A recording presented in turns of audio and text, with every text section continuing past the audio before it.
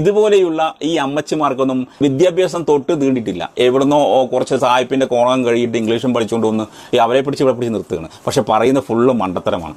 Important is to protect environment and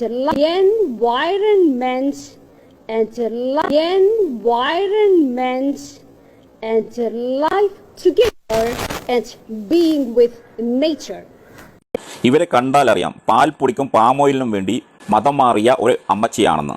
ഇവർ പറഞ്ഞ English വാക്കുകൾ മുഴുവനും തെറ്റാണ്. ഇവർ പറഞ്ഞത് എൻവയറോൺമെന്റ്സ്, അങ്ങനെയല്ല പറയേണ്ടത്. എൻവയൺമെന്റ് അങ്ങനെയാണ് പറയേണ്ടത്.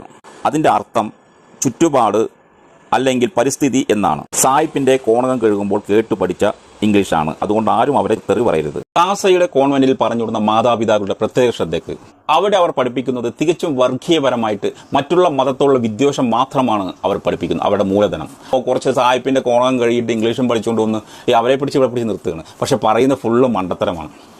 ഇപ്പോൾ ഒരു ഹൗസ് മെയ്ഡായിട്ട് ഏതും സായിപ്പിന്റെ വീട്ടിൽ പോയി കഴിഞ്ഞാൽ ആ സായിപ്പിന്റെ വാക്കുകൾ ഫസ്റ്റ് ഒന്നും മനസ്സിലാവില്ല, പിന്നെ മനസ്സിലാക്കിയെടുക്കും. അങ്ങനത്തെ ഒരു ഇംഗ്ലീഷാണ് ഈ അമ്മച്ചി ഇവിടെ പറയുന്നത്. അപ്പോൾ വിഷയം എന്താണെന്ന് വെച്ച് കഴിഞ്ഞാൽ, ഒരു കുട്ടി തലയിൽ ശിരോവസ്ത്രം ധരിച്ചു വന്നു. ആ ശിരോവസ്ത്രം പാടില്ല, നാളെ മുതൽ ഉപയോഗിക്കരുത് എന്ന് സ്ട്രിക്റ്റായിട്ട് ഈ അമ്മച്ചി പറഞ്ഞു. പക്ഷെ ഈ അമ്മച്ചിയുടെ തലയിൽ അതേ ശിരോവസ്ത്രമുണ്ട്. ഈ അമ്മച്ചിക്ക് അടുപ്പിലും അപ്പിയിടാം, പക്ഷെ മറ്റുള്ളവർക്ക് അത് ചെയ്യാൻ പാടില്ല എന്നുള്ള നയം. ഇതാണ് കാസ. വർഗീയ തീവ്രവാദികളായ ക്രിസ്ത്യൻ സംഘടനയിൽപ്പെട്ട ഒരു തീവ്രവാദി ഗ്യാങ്ങാണ് ക്രിസംഗികൾ എന്ന് വിളിക്കുന്ന കാസ. ഇവരുടെ കോൺവെന്റിൽ മക്കളെ പറഞ്ഞയക്കുന്ന മാതാപിതാക്കളെ നിങ്ങൾ ശ്രദ്ധിക്കുക. നിങ്ങളുടെ മക്കളുടെ മണ്ടയിൽ ഒന്നും കയറില്ല. നിലവാരമില്ലാത്ത ടീച്ചേഴ്സിനെ അവിടെ അപ്പോയിന്റ്മെന്റ് ചെയ്ത് ഇതുപോലെ സായിപ്പിന്റെ കോണകം കഴുകി കുറച്ച് ഇംഗ്ലീഷ് പഠിക്കാൻ പറ്റി. ആ ഇംഗ്ലീഷും കൊണ്ടാണ് ഇവിടെ പ്രിൻസിപ്പളായിട്ട് നിൽക്കുന്നത്. മനസ്സിലാക്കേണ്ട ഒരു കാര്യമുണ്ട്. അപ്പോ ഇവർ പറയുന്ന ഇംഗ്ലീഷ് എല്ലാം തെറ്റാണ്. കേൾക്കുന്നവർക്ക് മനസ്സിലാവും. ഇവർ അനുവദിച്ചിരിക്കുന്ന യൂണിഫോം എന്താണ്? തീർച്ചയായും ആ കുട്ടി ധരിച്ചിട്ടുണ്ട്.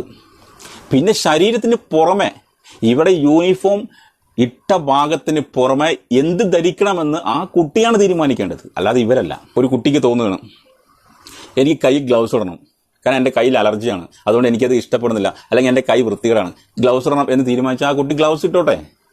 അല്ലെങ്കിൽ മതപരമായിട്ട് എൻ്റെ തല മറച്ചു നടക്കണം എന്ന് സ്ട്രിക്റ്റായിട്ട് നിയമമുള്ള ചില മതങ്ങൾ ആ തലയിൽ തട്ടം വിടുന്നു, ഹിജാബ് ധരിക്കുന്നു, ശിരോവസ്ത്രം ധരിക്കുന്നു.